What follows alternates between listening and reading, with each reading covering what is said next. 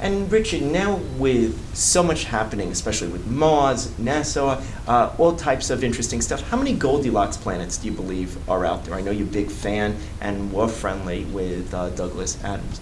How many Goldilocks planets do you think are out there? The reference to Goldilocks is remember that just right. The porridge is either too hot or too cold, and Goldilocks is a little hair, just right.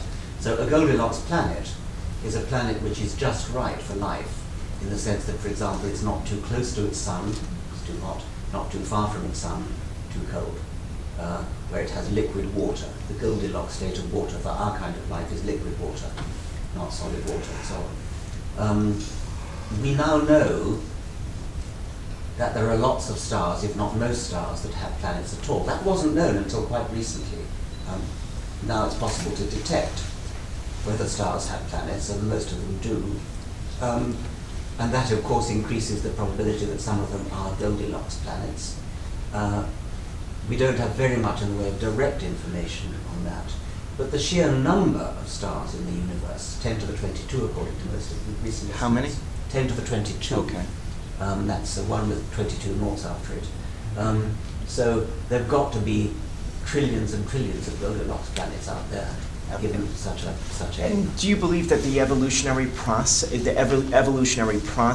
and laws and life form would be similar to ours, or no?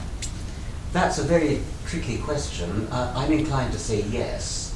In particular, I've stuck my neck out with the idea of universal Darwinism, that I think that wherever there's life, anywhere in the universe, however alien it may be in all sorts of other respects, one thing we can be sure of is it will be Darwinian life. Mm-hmm. Sure is too strong a word. I would bet my shirt on it being Darwinian life. I don't think we shall ever discover any other way in which organized complexity with the illusion of design can come about than by something like Darwinian natural selection.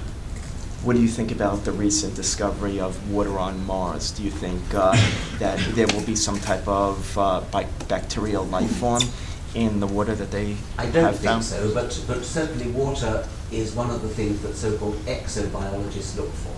People who call themselves exobiologists, who are looking for evidence of possible life outside Earth.